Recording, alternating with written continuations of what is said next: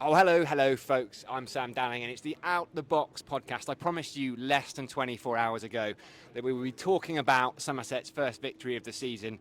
Now, I had nothing to do with it. I just watched it happen, but it has unfolded that way. Somerset have taken 23 points out of 24, an absolute hammering. I am sat in the shadow of the famous Lord's Pavilion, and I have found a couple of Somerset fans as well. Will Penny, who has the loudest appeal for LBW in the southwest. Ben Orr, Taunton Cricket Club's finest ever slow left arm spinner. Gents, you've got big smiles on your faces. What an afternoon. Very kind introduction, Sam. I don't get enough LBWs these days, but there aren't many better days for me at Lord's. Best county in the country, led by the best skipper, winning at the home of cricket. Does it get better, Ben? We've had a tour, we've had some ciders, and Somerset have won by an innings. It's as good as it gets. Now, were you gents in audio range, is probably the right thing, of the Blackbird? Did it ring out from Lords? I enjoyed watching people video it, record it. Equally, the odd steward looking fairly upset by singing, coming loud and clear straight out of that change room. We contributed a little on the way down the stairs, didn't we, William? You did, Ben. Not so much me, no. Got to think about our club rules. Let's just hope it's not Ireland and Australia in a few weeks' time, and just the cider army. Well, I got a few funny looks, Will, because I'm allowed in to do the post-match interviews with my press pass. So I was going up to speak to Tom Abel, who had a huge grin on his face. I'm not perhaps dressed within the kind of general standards of MCC, but they do allow a little exception for post-match press conferences. Now, let's talk about the performance, right? This bowling attack Somerset have got now, with Matt Henry turning up. Is there a better quintet in the league, Will? I mean, we commented on that actually just before lunch. I don't think so. I think that's why we saw Middlesex, in my opinion, not offer very much. It was difficult to know where the game was going before lunch.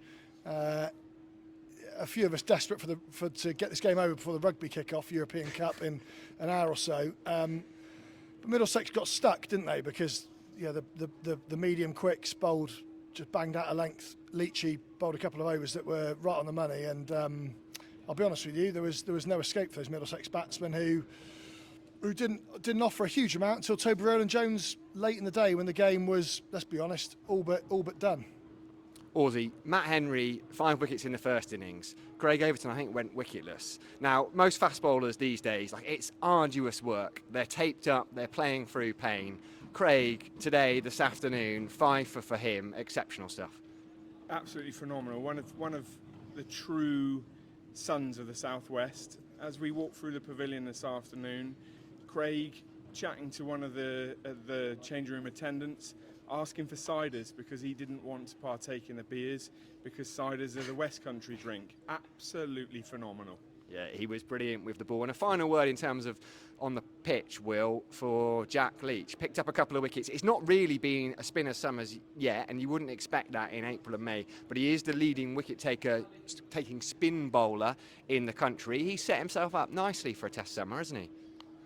I mean, anyone that criticises Jack Leach clearly doesn't watch him like a Somerset fan watches him. Doesn't understand him as a guy or a team man. For me, knowing that he can come on at one end just today to just sew it up while the boys, the quicks just rotate the other end, we were always going to win the game. And I think Jack's, he's a pillar of strength for Somerset, and I think this summer is an exciting one for him and the England side.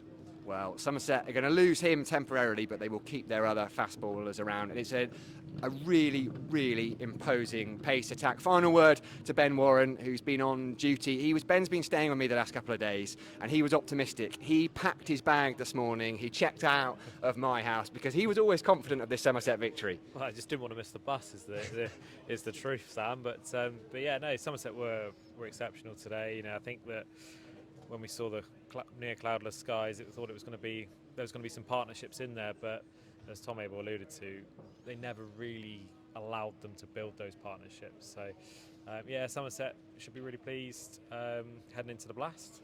Yeah, they will be really pleased, and there's no danger of Ben Warren missing the bus because the bus is not leaving until 10 a.m. tomorrow morning. Gents, thank you so much for joining us on the Out the Box podcast. Go and enjoy your ciders, go and enjoy the rugby, go and enjoy that Somerset victory. Cheers, Sam. Well, Samuel.